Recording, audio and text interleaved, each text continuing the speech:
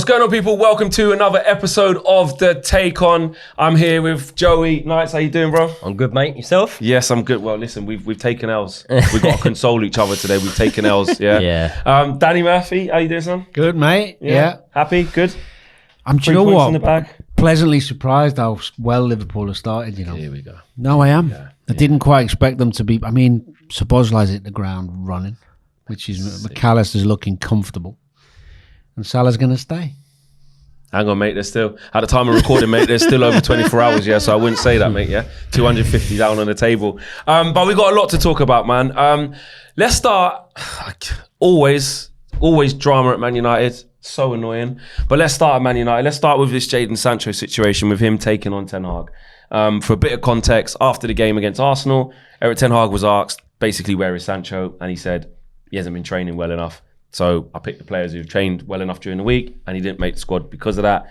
Sancho took exception to that, came out with a very, very strong statement, very wordy statement, said, that's not the case. I have been training well. There are other situations where I'm not being picked, which I won't go into right now. Fed up of being a scapegoat, something to the extent of that. From an ex-player's point of view, and a pundit, just in general, who wins there when you start taking on a manager like that? Well, a manager wins, generally. I actually think they're both wrong to a degree, and I'll explain why. My career and the way I was brought up and the way I looked at it was, even if you don't like what a manager's got to say, he's right. And you have to any grievances you have to have out with him. You have to show some gumption. You have to show some maturity and emotional intelligence and go knock on the door, which isn't easy to do. When you're a young footballer, knocking on a manager's door is intimidating. Yeah. And the way the world is now, people are hiding behind social media. There's only one winner, and that's the manager and the club generally. I think Sancho's wrong. If he's got a grievance and he thinks he's training all right and he's doing the right thing, go knock on the door and have it out. Yeah, do that first and foremost. So I think he's wrong. You've got to respect the manager always, because it'll come back worse on you. Where I think Ten Hag's wrong is that 2 reasons. One, he's got an asset there, the club's asset, not his. And he's got to think about the owners and what effect it could have on them in terms of the financial. Telling the world that he's not got a good attitude ain't going to help his figure if he wants to get him gone. The other reason I think Ten Hag's wrong is because I think all the best managers in the past deal with their in-house problems in-house. Yeah. I don't think I can think of too many examples where a player and a manager go toe for toe in the public eye and it gets resolved and the player ends up better. Even if you take someone like Luke Shaw, who Mourinho dug out, he ended up coming through at United, but not under his reign. So, and if you look at someone like Pep Guardiola, when someone like John Stones is a great example of someone who's out in the wilderness, people talking about him leaving. I know he didn't have the same reputation as Sancho, but he didn't hear Stones on social going mental, saying silly things, having a problem with Pep. He got on with it and Pep got him back in. But that's the bit where the player has to say, that's good, just pull my socks up and work harder. Yeah, so I think they've both made mistakes with this one, and ultimately United's going to suffer because he is a talent. And I think even if he isn't doing the things he should be, the manager's got to find a different way other than washing your dirty linen in public. So yeah, I don't like it. I do really like Sancho as well. He looks like he's got so much ability, and maybe the club's too big for him. Maybe he's got to find a new home. But I think Ten Hag has made a mistake. If his desired outcome is to get Sancho playing well for Manchester United. Yeah, well, it was. So when he was asked, it didn't seem like he said it with malicious intent, but obviously what's come from it is bad. He was sort of saying, where is Sancho? He was like, well, Scott McTominay's injured, and Sancho, I just couldn't select him today because he wasn't training well enough. I think once the question is put to Ten Hag, he's in a very difficult situation, because say Ten Hag turns around and goes, he's injured. He can very easly come out and go, no, I'm not. He's ill. No, I'm not. So once the question is put to Ten Hag, it's very, very hard for him to give any other answer. And I would probably struggle under pressure, having just took a loss, to navigate that question fairly. So it is hard when it comes to that side of things. I think that from Jadon Sancho's perspective, I look at the fact that he has been given multiple opportunities, and this isn't to come down hard on the player, but it's pretty much, and maybe as football progresses and in modern day football, things are different. I know, like when you were playing, Danny, this wasn't a common thing at all. In terms of, he was sent away, wasn't he, to Amsterdam Only at one last point. year, Ten Hag defended him, yeah. And he thanked Ten Hag for doing it. To train on his own. He's also been given runs in the team. He's also been given a position change. Has he been given a run in the team now? Not under Ten Hag, when he initially when Ten he Hag was before the problems, and then the problem started, so he had to send him away. Then he came back and couldn't really get. I just think Ten Hag went. There's not really much change. There has been a few false dawns in that Man United team with him as well. I remember the goal he scored against Man City. So there was a few times when you thought, okay, nice, he's going to push on here, he's going to kick on. So it is very hard. Unfortunately, in football, sometimes things don't play out the way we perceive them to when a young player bursts onto the scene. It isn't always the case of these young talents bursting onto the scene and they're going to go on to be the next best thing. It's funny, I actually saw a clip the other day on social media, and it was Jadon Sancho and Saka when Saka's first been brought into the England team. He was given it, and Sancho's little bro in him. Do you know what I mean? And it's like how the tables have turned, sort of thing. Yeah. So it's going to be interesting to see how this one plays out. In terms of going against the manager, though, if Cristiano Ronaldo goes against the manager and he ends up being shown the door, I can't see there being much chance of Jadon Sancho, being handled differently. So for me, I feel like there's been a lot of negativity at Man United in this period, and I think they'll want this to go away as quickly as possible, with it being difficult to do that. So I think what they will want is get him in. Let's see if we can get an apology in-house so that Ten Hag can come to a press conference very soon, because he's going to get pressed on this the longer it goes on. We've had a chat. We've put it in the past. He knows what he did wrong. He just needs to work hard. Maybe not say to work hard in training. He just needs to get himself back in the team again. But here's my thing. I think that will happen, but I just think it's as simple as this. I don't think Ten Hag fancies Jadon Sancho. I just don't think he does. I mean, there were reports that he feels aggrieved because Antony's starting ahead of him. And even a few weeks ago, Anton sat right here and said, with Jadon Sancho, give him 10 games, whether he plays rubbish or good, and let's see. But I think Ten Hag's looking at it and saying, there's probably not much between Antony and Sancho in terms of the output, attacking wise, and what's going on, because Antony hasn't really been amazing, but he's got a basic level of work rate, though, doesn't he? He works. Well, that's 2 games. Exactly. Yeah. And I think Ten Hag looks at that, and he brought in Antony. So maybe there is a little bit of favoritism there, but you've been in dressing rooms. What happens when, say I go, I'll tell you what, Dan, how's Jimmy Bullard playing ahead of you, mate? Flipping it. What's going on here, Dan? You used to Liverpool before. Right, I wouldn't have that, mate. What's going on? People start getting in your head, and then your agent or your family starts saying, oh, what's going on? Like, nah, but Annie's saying that about you. Because someone's advised him at that point, I know, in that flash, to say, the best thing you should do now is go in your notes on your iPhone, type up this thing, screenshot it, and put that out. That's what you. Someone's told him to do that. But so many players haven't got good support and people around them. The fact is that nearly very, very few players in my life that I remember, even the superstars, didn't have a spell at one point where they were out of the team and needed to show some resilience. Yeah, I remember Stevie G we were away in Basel, or Bâle, however you say it. We had to, our last Champions League game in the group, we had to win to go through. We were 3-0 down at half time. Stevie had one. And he was having a few issues off the pitch the managers didn't know about at the time and stuff like that, but he wasn't playing well. Subbed him at half time and then dropped him for 4 games, 3 or 4 games. 4 games, 3 or 4 games, maybe more. Big Stevie. Yeah. And Stevie just, maybe you can't compare Sancho and Stevie. Stevie was a super, I know that. But in terms of talent and a young player on the way coming up, Stevie just knuckled down. Simple. Yeah, like as if to say, oh yeah. It's like, you're really going to bench me? I'm going to show you. And I've had it myself where I've been binned, and you just got to fight back. The thing is, there's nothing wrong with disagreeing with your manager. There's nothing wrong with hammering him. There's nothing wrong with saying to him, you're favoritising him. What's going on here? How am I not getting But you minutes? do it in the manager's office. And if you leave there and you agree to disagree and you F and blind and you give it to each other, it's quite healthy anyway. The manager respects you a bit. Too many players like on keyboards, thinking they can write something because their agents told them it'd be fine. And there's always an ulterior motive anyway, isn't it, with the people generally giving you advice to do that. I want to see him playing because I like watching him, his balance, his skill. I think he could be better than Antony. I think he could be more productive. I just think it comes down to this, man. Yeah. It comes down to this, and it comes down to this.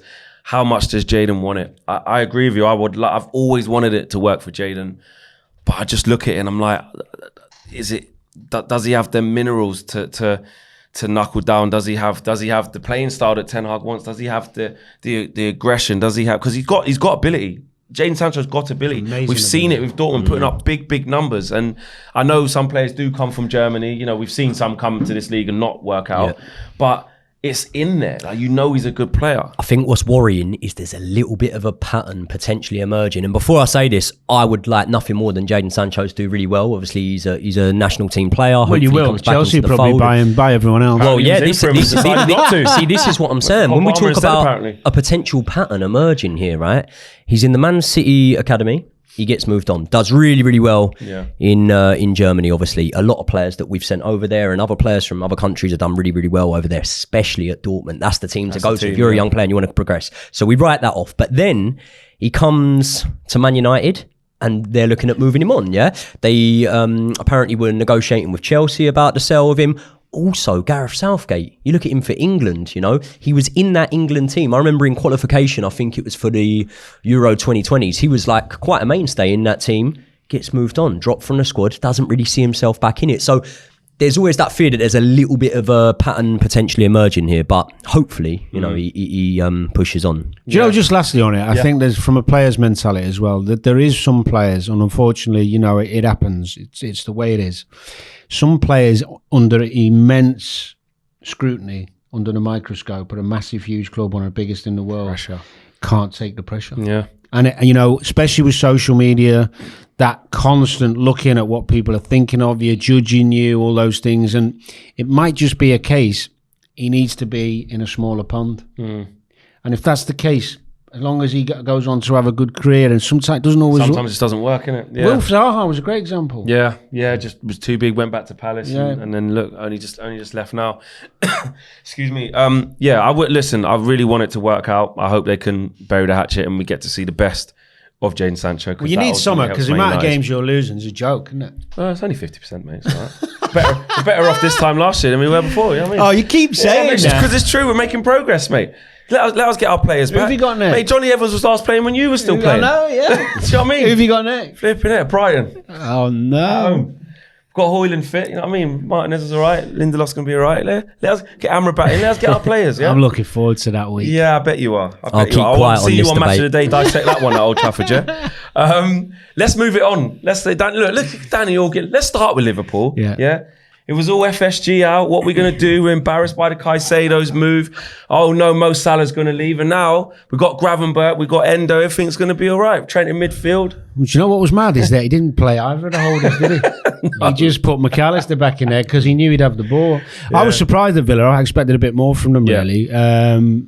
Liverpool looked like they got the mojo back a little bit. Look all right, yeah, they look sharp and fit physically. Compared to last season, forget the personnel, the chalk and cheese on the fitness levels.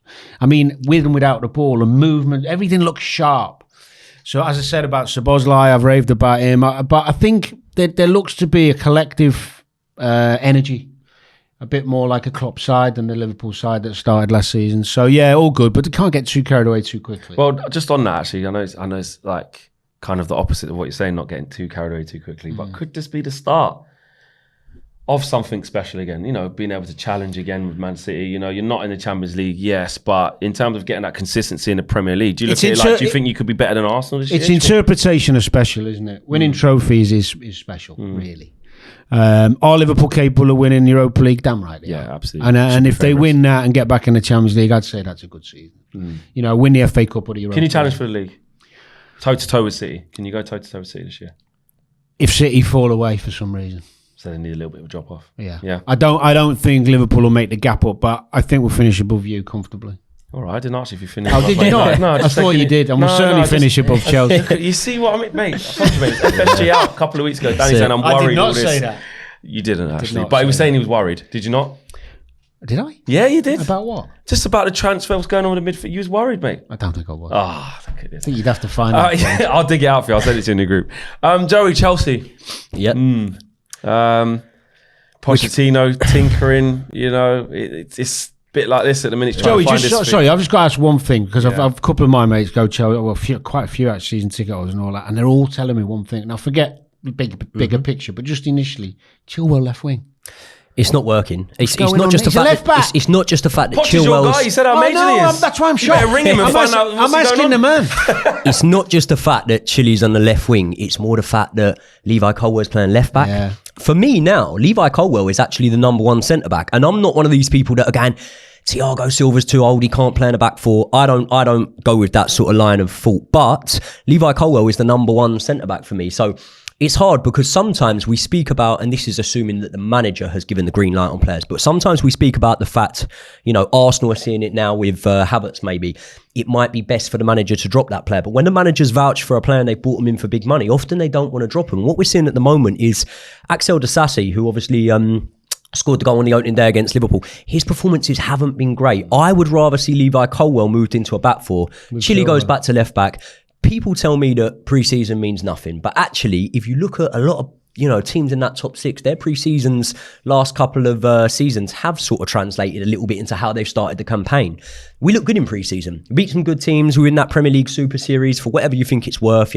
10 changes made at half time. Who did you play? No, we played Brighton, Newcastle. We played Fulham. We also had a match against Dortmund, and we always played well in pre-season. We were in a 4-2-3-1. Colwell in the back four. Chile at left back. That's what I'd like to see. So why do you think if he's prepared that way? What can you put it down to? I'd love to give you an no answer. idea. I don't have an idea. I'd love to just be able to talk for the sake of it. I don't know why he's doing it. I don't really know why. And listen, the fans aren't always right. There's a reason Poch is the manager and we're not. But at the moment, that sort of system isn't working for us. The thing is, he don't need to. Poch has played the game. He played himself. He gets it. But you have to give him a bit of time to look at his players and all that. But when you look at Mudryk, right, they spent big money. I know it's not Poch's fault how much they spent, but he plays left wing. And his first game he came on at Anfield, you saw what he can do. And with new players, and I'll tell you this from personal and anyone I played, the worst thing you can do when you got a new player is delay his opportunity and make it bigger than it is. Yeah. A missed chance, he's coming on, he's not, we'll start him in that one. You've got to give new players a run. Now they need a left winger, really, to play instead of where Chile's playing. Because he's a left back. Yeah. Give him 5-6 games. Maybe he's not training well enough, mate.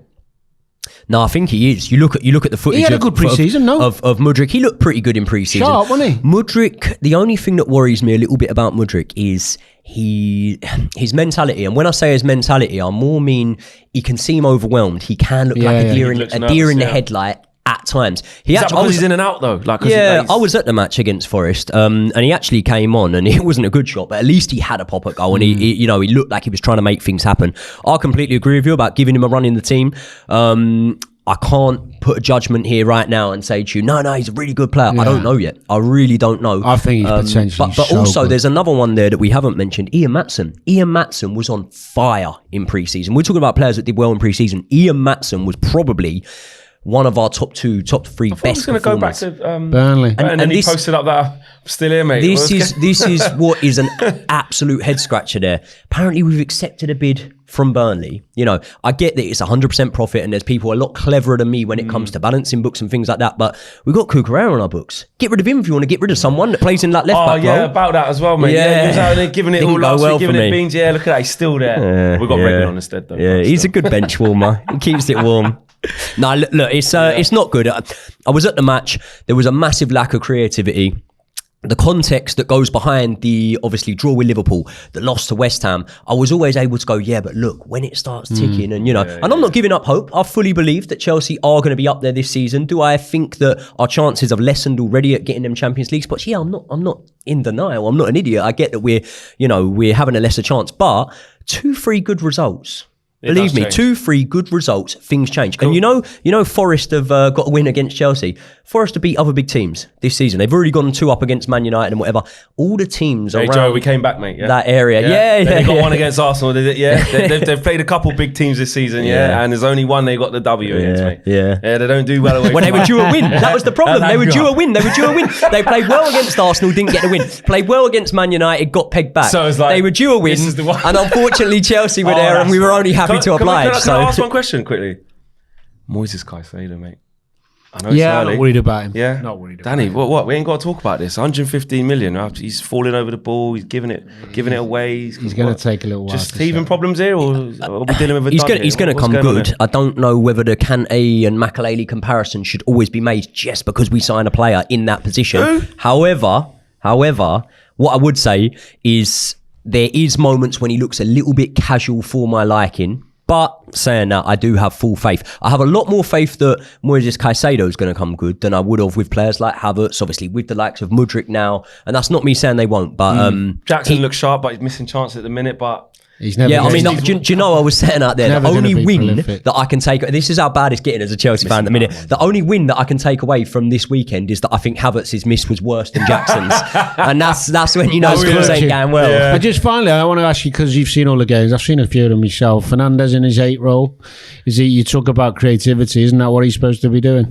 Yeah, I mean, if you actually look, he made his name at Benfica as a ball winner. He was picking up the ball, intercepting, tackling a lot. And obviously, I was actually an advocate of moving him forward into that 8 role. Well, that's what he wants to play. And I do think that things will come good from there. We've got to remember, I know every Chelsea fan sounds like a broken record saying this, we have got a stockpiled absolute cupboard full of injuries. You know what I mean? We've got Nkunku injured. We've got a lot of these players that are out and are going to come back in. Who else would come in?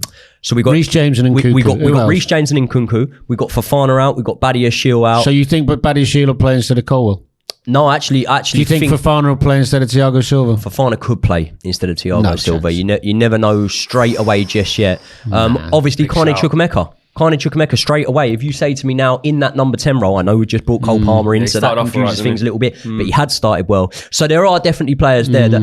But you know what, Danny? Your guess is as good as mine. Yeah. No, we've signed that many players and got so many people that no one can sit here unless they're just blagging it. Well, it's a risk, isn't it? Yeah. Look, it's a risk, and no one's done it before. So we'll have to wait and see. No one's spent that much money on a group of young players. Absolutely, exactly. But big up to Nottingham Forest, though. Doing well. You know, they were knocking on the door against Arsenal a bit. Definitely knocking on the door against Man United. It is interesting what you say. It's like they're building in performance, actually. And Steve Cooper's done a good 3 job attempts we've not beaten him. I was at both matches last season, home and away, and at this one. So yeah, beating Forest ain't for everyone, mate. You know what I mean? Nah. My team lost at the Emirates. Yes, let's talk about that. Yeah, I bet you want to talk about that. Do you know what? I did predict we would lose the game. That's because you're glass half empty. No, it's not. You are. You're a negative Man United fan. No, I'm not. I just call things as I see it. You know, and I don't want to be proved right. But actually, when I was angry at the circumstances of how we lost, thinking we'd maybe won it, then, you know, 2-1, 3-1, you throw in the kitchen sink, you're going to concede the third. I don't care about that. But I actually saw something where I'm like, you know what, there are some positives. Like, listen, it's a clear indictment of where Man United are, where you're bringing on Johnny Evans and Maguire in it. It's not why you lost. That isn't why we lost. But it does give the other team a lift. And look, Jesus' first action was to go at Johnny Evans. You know, that just gets the crowd up. It's not ideal to have as much injuries. But in terms of, I'm looking at the positives. That was a tight game where Arsenal was supposed to be, you know, the aggressors. And yes, we played on the counter-attack, caused them a few problems. Arsenal missed a couple chances, yes. But I feel like we for large parts, we kind of made sure we stayed in the game, made it difficult, created some chances. And Højlund came on. He's going to be a handful. I like the look of that. Amrabat, we've got through the door now. He's not there yet, but we've got to get him in. And I just think once there's a little bit of calm, where he was playing out from the back as well. Should Onana do a little bit better with the Declan Rice thing? Yes. Maybe. I think... playing out from the back, there's a basis there that once everyone gets fit and we get a bit of calm, I think we'll be all right. Do you know what? It was the best I'd seen United away from home against a big team in terms of possession, and it's all because of the goalie. So Arsenal were really cute and clever when they pressed. And on occasion, United played through it quite well because of Onana, and he come out and they give him an option. Everyone was more comfortable on the ball. And United looked at times much more in control of a game than they have in a long time. And that's because of the goalie, tactically. Do you think there's a bit of Arsenal sort of saying, we'll stay in this mid-block because actually we're quite comfortable here as well. We don't have to go after it. They were comfortable. They wanted Man United. They were comfortable because they'd used a bit of energy pressing at the beginning, and they were comfortable knowing that when they got the ball, they could cause United problems. Exactly. And I thought they were really patient. And they were the better team, more or less, most opinion, and I agree with that. But I thought United did show some positive stuff, and the forward lad who come on looked a real handful. He looked hungry, he looked like he's got a bit about him. So I think you could take some positives. The concern of course, with the lads out at the back, how quickly they get back. Apparently they're all right. I mean, Okay. Martinez has gone on in national, which made me question. I was like, Why'd why'd you he come come off then, mate? Like that did annoy me a bit. He's up doing, thumbs up in that one. I think the last 2 Buenos Aires. games, Rashford on the left is another positive. Looking back to it, he looks a real threat. That's a real positive. Eriksen played quite well. That was one of his better games in terms of defensive duty. Yeah. He didn't get done. Like Forest, he was poor defensively. Yeah. And I did a piece saying I thought they'd get run all over if they played those 3 again. Yeah. But it was the control he had at the back. But I have to say, just I'm moving for United because we're talking about the game. Yeah. It was a really good performance, and credit Arteta actually for going what a lot of people go, he's bowed to the fans, go back to the normal back for us. Great management, sometimes understanding when you know you got the last one wrong, and actually playing a team, you know where the relationships are good, putting Declan in his favourite position. By the way, what about that first tackle on Fernandez when he smashed him and come out on the crowd just went. He was brilliant. So loads of positives for Arsenal as well, and I think they're still probably, even though I'm hoping Liverpool, they're still probably the ones who can compete. I do wonder if maybe Thomas Partey wasn't injured though. We don't know. Maybe Arteta wouldn't have done that though. Maybe he would have still kept. I predicted he would go back. But to that's that just back like, you never know. Maybe he didn't just change it before he was wrong. Mate, maybe he was just injured because Thomas Partey wasn't available, so we don't know whether he actually chose that or not. No, we don't. You don't know. But look, fair play to Arsenal. They got the W, and their title race carries on. I saw Joel celebrating. I saw a lot of them Arsenal fans celebrating. Obviously, tight the offside. No, I saw you moaning and bitching about that. I was, mate. Honestly, do you know what? I just knew when we scored. Yeah, I just thought I got back to my seat and I'm like, but I've seen this. They're going to wake up, and I've seen us away from home. We just need to just keep calm. I just want to tell the guys in the studio that was, protect. And then they scored. But did you? Am I right in saying you thought the Hoyland one was a penalty as well? Because I saw you getting all emotional. Yeah, Gabriel dragged him down. Mate, What world are you living in? What? How can you defend like that? How can you say that's a penalty? They just went into each other. Hoyland's come inside, and Gabriel's You're clutching at straws. You got to be realistic. I'm Gabriel clutching at Hoyland. I was hoping the emotion had settled today. I thought you'd be back on track. I'll be honest. I was in that moment. I was messing about with one of the guys in the studio. Just thought I'd wind people up. Okay. But listen. I like what we did. Let's move on. Sorry, the other thing. Just before you move on, yeah. what about Dallow's performance against Saka? I thought Dallo would get seriously cooked. I really did. Did you watch that game? Yeah. What did you think? I know they're saying Dallo went slide into eternity at the end. Yeah. But He did. I thought that we found out more answers about Arsenal rather than Man United, and these are answers that we've actually seen from Arsenal quite a lot. If you take away the performance and you look at, in terms of technically, and you look at the character of a team, to come back straight away as soon as they concede, Odegaard dragging them straight away with a lovely finish, by the way. Stuff like that is what makes me think, okay, you're going to be right up there or thereabouts sort of thing. And at the minute, I'm seeing it from Liverpool, I'm seeing it from Arsenal, and there's not really any other teams in there that I'm sort of seeing that from just yet. Brighton look a handful, don't they? Brighton do. Brighton look tasty. Bouncing back from a bad defeat, you think, what's happening there against West Ham? Yeah. Don't worry. We'll put that right. Do you know what I mean? They're looking tasty. Got to come Old Trafford next. I know. So don't worry. I'm not worried. Don't you worry. I'll see you next week, mate. Let's kick it on a bit. We've got 2 more things to talk about before the end of the show. We're going to talk about the Europa League. Not Europa League. Sorry, Dan. Not Europa League. No, sorry, Joe. No, we're going to talk about the Champions League. We're going to talk about the Champions League draw and how we think it's shaping up. And we're also going to rate the transfer windows from the top 6 teams, all right? But let's get into the Champions League draw. Arsenal, I'm going to say this, they got a Europa League draw. They are so, they've been out of this, for 7 years, and they get in there, they've got PSV, Lens, and Sevilla. I know from experience, Sevilla aren't to be taken lightly, to be fair.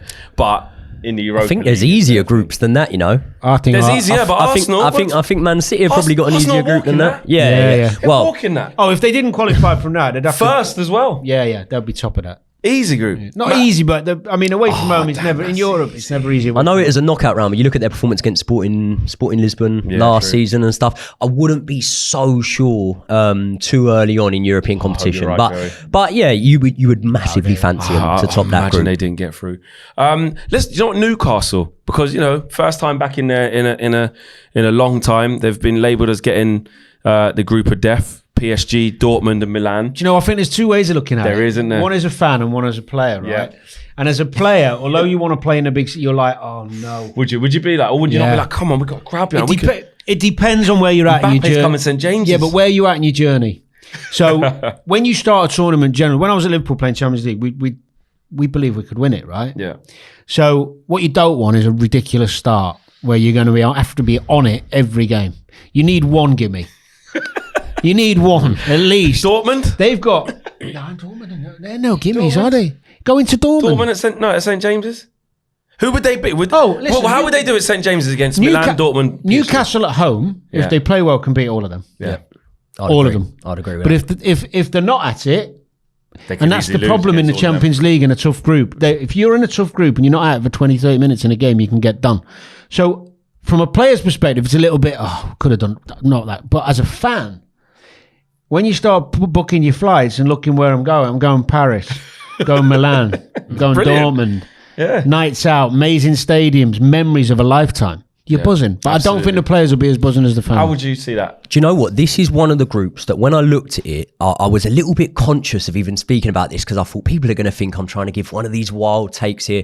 I wouldn't be surprised if Newcastle took their group. I actually wouldn't. I don't think that when we look at the teams in that group, if there's ever going to be a surprise, which we know from European competition, there always is a surprise. Newcastle topping that group wouldn't shock me. I know Milan have changed a little bit, but Chelsea were awful last season, and I was at Stamford Bridge, and I watched us batter Milan 3-0 last season. Yeah. Dortmund, we played them in pre-season. I get it, what's pre-season, but I would massively fancy Newcastle against them too. And beat them. Yeah, we did. Yeah. We lost 1-0 with a better team in their ground, and then I think we won 2-0 in the second leg. Better team, missed a load of chances. Yeah, I've heard that before. So this is the thing with that group. I look at that, and I actually look at them, and I think, okay, it looks scary from the offset. But if I look at two of them teams in that group, in Dortmund and Milan, I do make Newcastle favourites against them. The other thing with Newcastle is, I think that their style of play, if they can sort of reignite things, which I'm sure under Eddie Howe they can. They've had a bad start, but I don't think it's doom and gloom for them. Energy, intensity, they're going to be good in that European competition. The last thing I'll say, and this is a little bit hypothetical, but Europe is always where I think I would say there's a little bit of magic involved. And St James's Wednesday night, that crowd being a 12th man, if there's any team that can conjure up a bit of magic, it is Newcastle. So I just think that... It's the second best atmosphere in the Premier League. That. Yeah. So I think that potentially that could be the one that surprised quite a few people. Oh, no, Trafford. I'll let that one slip, yeah. Just leave him. That's only one win. No, do you know where that came from? Arsenal's Alan Smith, the commentator. Said they've got the best atmosphere. Said, yeah. I mean, to be fair, they have had some great last-minute wins where the place has gone off the charts, but it's hardly Anfield when you come back. It's easy to be like that when you're winning games, though, isn't it? Yeah, it is. Newcastle is madness, though. Even when I played there, when they weren't that good, they're still madness. Always at it. Always at it, yeah. Leeds as well is another one. Yes. So, you know, I am happy for Newcastle. City, I mean, I don't know how they manage to do it every year. Do you know what, though? Whatever group they were in, I don't even watch Champions League group games for Man City. No, there's no point. Yeah, there's no point. I don't think I've watched one in about 2 years. No, they just boss it. Yeah. They boss it with ease. I remember last year, was it against Porto? It's like 5-0. It's stupid like that. It's 4-0 at half time. Like, it's just what they do. And we know Kane's going to score at Old Trafford, don't we? Yeah. What do you think? Fancy coming second in that group? 'Cause you're not winning it, are you? Bayern have got a very good chance in this year. You think you can beat Bayern? Hang on a minute. Danny. Come on. Hang on a minute. You can't beat Bayern. I'm not having you tell him, just dissing Man United, saying they've got no chance. I said, do you think you can come second? Why can't we win it? Because you're playing Bayern Munich. So what? Come on. You know the history between Bayern Munich and Man United? I do, yeah. That lucky last minute win. Ten Hag knows Bayern Munich very well, having been assistant manager there as well. No, I wouldn't make you favourites in that match. On a serious note, they're going to have to pick up a bit by the time it starts. Yeah. Isn't it first game as well? Good thing is that it's first one. Get out of the way. Yeah. Get out of the way. Is it away or home the first one? It's away. Ooh. Yeah. But just, I don't mind. I've got to go there in a couple of weeks. Get out of the way. Is that after Brighton? Yeah. It's a good week, isn't it, for United? That it is. Imagine getting two surely you've always that week. You're just praying. Do you know what I mean? You're just praying. But you know, I don't hate it. I do dislike you. I don't hate them as much as I make out. It's just because you love them so much. Well, I don't like Liverpool one bit. You respect them. I do respect them. It's a group that Man United should at least coming second in. Absolutely. Yeah. It is going to be tough going away to Galatasaray. Of course it is hostile, you know what I mean? Yeah. But if you take care of them home games and pick up a win on the road as well, and then against Bayern, by the time we play them, is the last game of all of the groups, so a draw might be enough. The other thing is, they might be really through. The other thing is, when you've got international players who have all got real high quality, when you play against a team and you see it's Bayern, everyone knows they have to raise. They raise it. They do. And this is why I want to give us credit, because you're like laughing. Listen, last year I know it's. No, I'm winding you. I know it's Barcelona, mate. We went there without Weghorst, mate, up front in number 10, and should have won in the new camp, got them back home. And beat him, because it's Old Trafford under the lights, everyone's up for it. Like I say, players, even if you've been playing crap. But it was hardly Barca of old, was it? Doesn't matter. Mate, what do you mean Barca? They were top of the league. They won the league. To be fair, it wasn't the Man U of old either. It is. We went there without Weghorst, that's what I'm saying, mate. Look, always trying it, innit? Where are you? What are you lot going to do in Europa League? I don't know. Are you going to win it? Yeah. Easy. If you don't win, is it a failure? Not if you win a League Cup and FA Cup. Oh, God. But Europe, it's Klopp said it didn't matter. Tuesday, Wednesday, Thursday. What would you rather? Winning Europa League or winning FA Cup and League Cup? There's not much in it, is there, really? I'd rather complete the set. All three. Klopp ain't won it yet, has he? I think it'd be great, because it doesn't matter wherever Liverpool. There are some decent teams in Europa League, and if Liverpool get to the latter stages, they'll fill in it. They'll travel. Oh, absolutely, and I think they will take it seriously. I think so. Absolutely. I think so. Right, let's get on to grading the transfer window. 1 to 10, new signings only. We've got Man United, Arsenal, Liverpool, chuck West Ham in there, Chelsea, Man City, Tottenham, Newcastle, Villa. Man United at the top of the list, so we'll start there. Man United got Mason Mount, Andre Onana, Rasmus Højlund, Sergio Reguilon. Sergio Reguilon's there. And Sofian Amrabat. And we've got a second keeper called Bayern, but it doesn't really matter. Well, it does matter. Come January, doesn't it? African nation. Yeah, he's gone for 4 to 6 weeks, actually. So, yeah. But Bayern should be on there as well. Don't know too much about him, if I'm honest. But, Danny, out of 10, what are you going to give that window for Man United? Joe, I think it's pretty good, especially now Amrabat's in. I'll give that window an 8. Yeah. I think they've filled the gaps. Keeper was desperately needed. Yeah, I think Højlund looks like he's going to be really good. Amrabat's solid, and I think Mount will come good. I think it's a good window. Yeah, really the way we got there, I don't agree with how we got it. It was a bit of a mess, but in the end, I think that's why you always judge it at the end, isn't it? I'll say between the 7. I'll probably say 7, just for 7. What would you give that? I might upset you here. I'm going to give it a 6. Oh. No, I'm not going to give it a 5. I'm going to give it a 6, but I'll tell you why. I look at some of the signings there, and I look at the signings that other clubs have made, and I want to look for absolute certainty going in there. So when we look at Liverpool's signings, okay, maybe Szoboszlai wasn't a certainty, but we've seen how he's played so far. McAllister was a certainty, in my opinion. With Man United's ones, obviously Mason Mount, he's coming off the back of a bad season, albeit everyone at Chelsea had a bad season. Injured. Højlund, he does look good. But he was outscored last season by his strike partner, Lookman, who we saw playing for Everton once upon a time. And I think he only scored 1 goal in 30-odd games in the Premier League. And as much as I agree with the fact that they look a lot stronger with Onana, you have to come back to the question, what do you rate higher?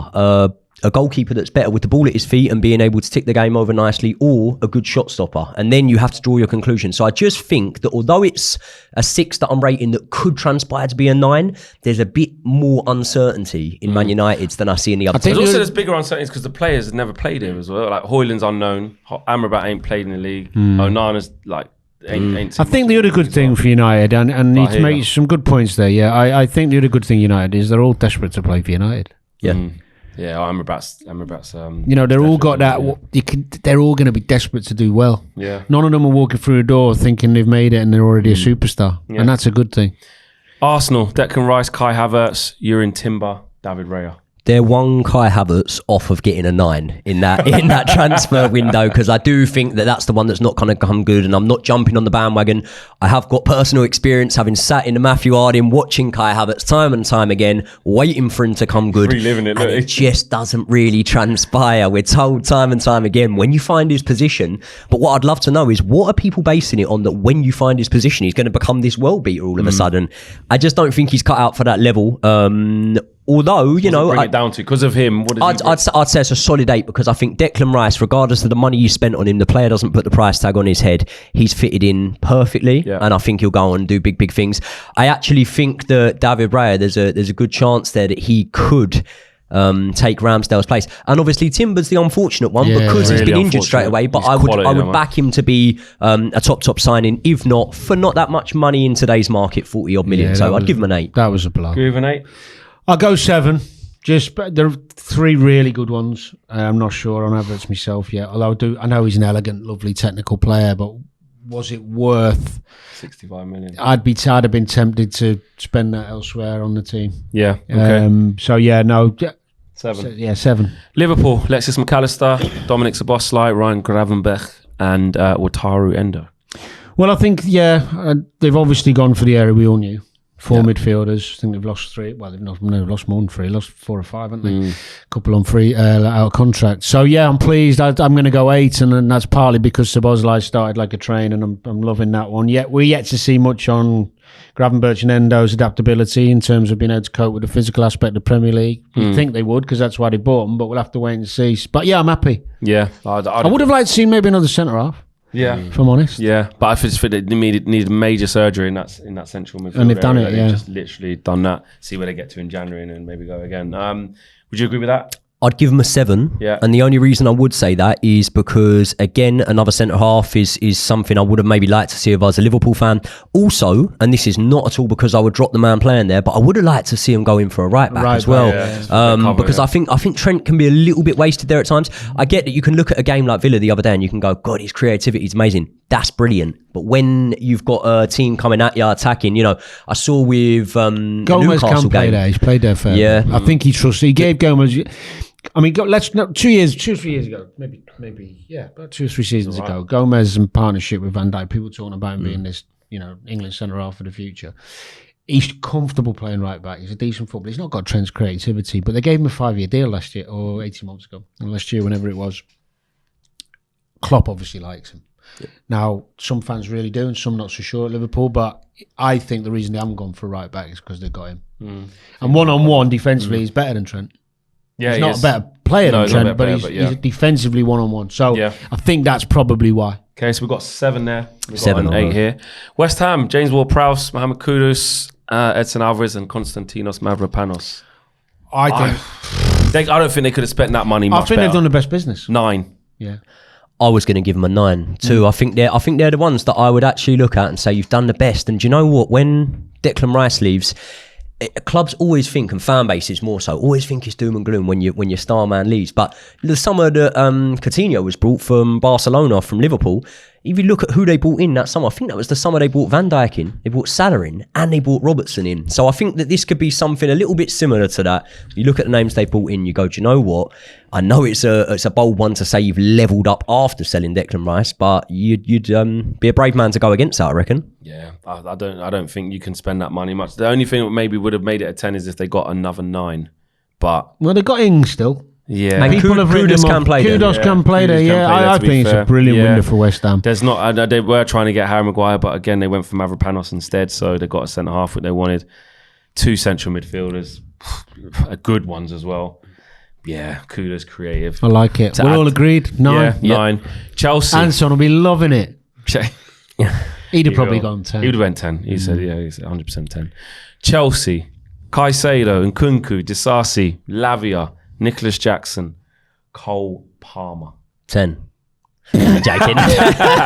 Impossible. 10 minus what? I think I will go, if I gave Man United a 6, I think I would go with a 7 for Chelsea, only because I look at the names on that list there, and I honestly do think that Caicedo is going to come very good. And Nkunku is a player that I really rate. So see what he did over.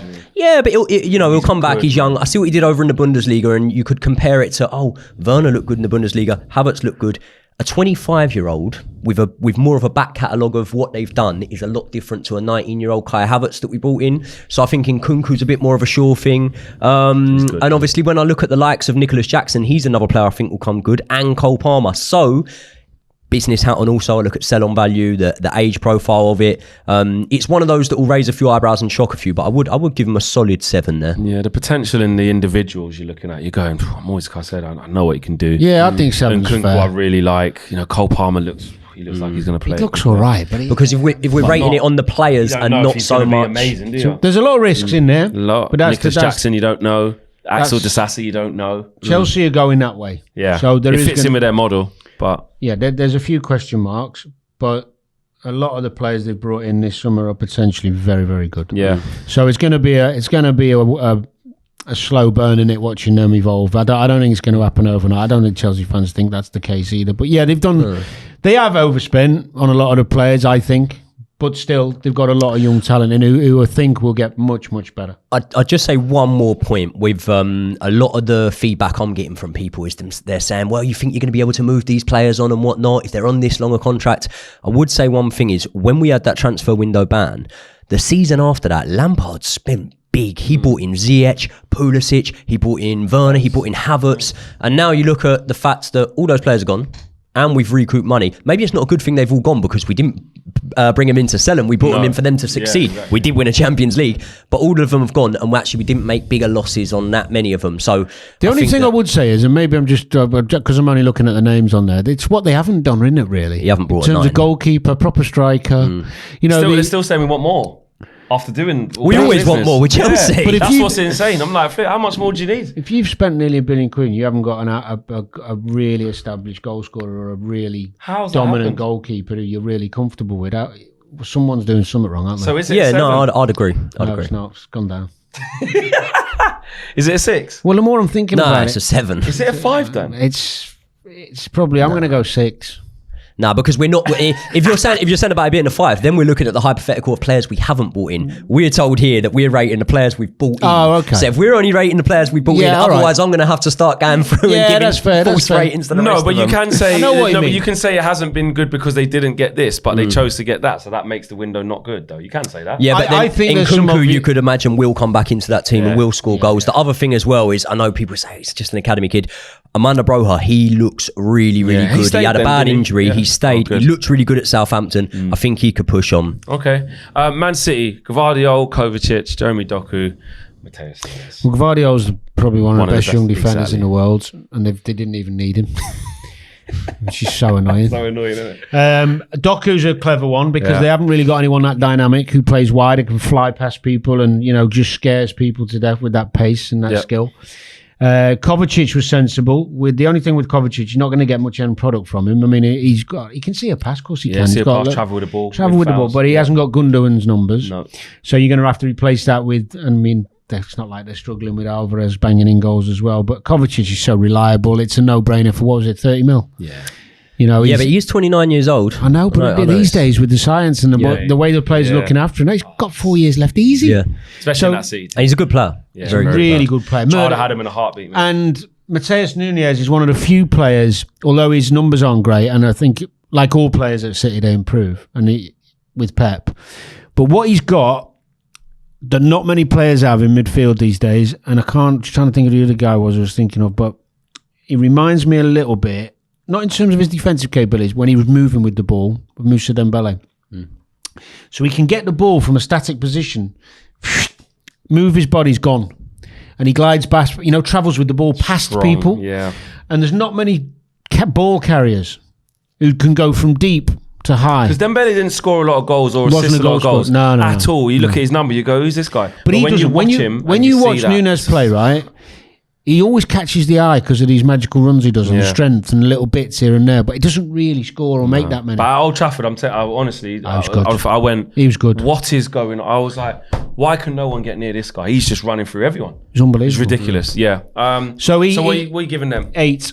It's hard to give them anything other than an 8, isn't it? Because the depth of quality is so stacked there that I'd give them an 8 too. Yeah, I might have even given them a little bit higher. Tottenham, Maddison, Sarr, Mickey van der Ven. I'm debating whether I give them a 9 or not.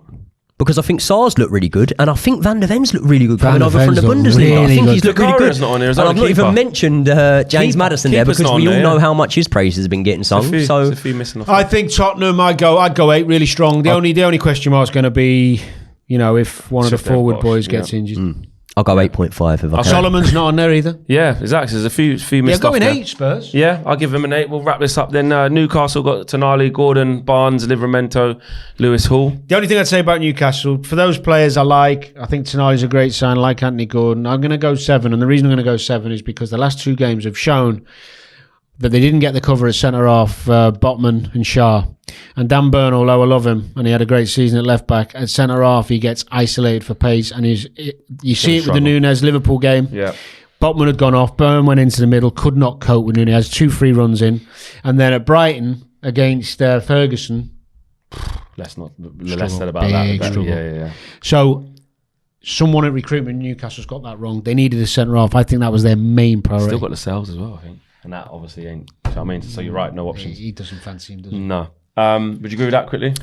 I'm going to go 7, and probably for the exact same reason. One thing I would say is I think that the ceiling for Tonali and Lewis Hall and Livramento, to be fair, is very, very high. Yeah, really high. So it's 7, but it's very promising. Villa, Pau Torres, Yuri Tillemans and Moussa Diaby. I think they've done some good bits, done more than that as well. I'm not sure on Tielemans, you know. Super talent, but I'm not sure he puts the free graft. transfer. Ain't got leg speed. I'm going to go 7. I would go. Diaby's a terrific I'd signing. go a really solid 7 on there. There is one thing I just want to add though. You haven't got Brighton on there, and they're a team I'd rank very, very high in. He's avoiding talking about Brighton. So enough talk about he doesn't want to. The one thing I would say though, with Brighton, you look at the players they brought in. João Pedro, I think quality. he's a guaranteed to be really good. Ansu Fati, where has that come from? Where's he going to play that? Saying that Enciso's injured. He'll play, and there's one key thing with Brighton. I'd say this, right? Because I actually had a little look on Transfer Market the other day. With Brighton, they've signed, I think it's 4 players, right? I've never heard of any of them. I doubt anyone in this room's ever heard of any of these Brighton players they've signed. They've signed 4 of them, all for between 1 million and 20 million, and all of them are under the age of 21. And if we know Brighton, we know what that means, don't we? One of them's going to be worth 100 million in a season's time. And 2 of them will be at Chelsea next summer. Yeah, that's it. So 3 if you include Evan Ferguson. We've done Brighton and given them a 10. And Villa, Zaniolo was on there, Lanley was on there as well. He looks good and all. So Give him a strong 7, Villa. Strong 7. There you go. Guys, thank you for watching the Take On. It's a long one today, but listen, we had a lot to get through. We'll be back here, same time, same place next week. See you next episode. Peace.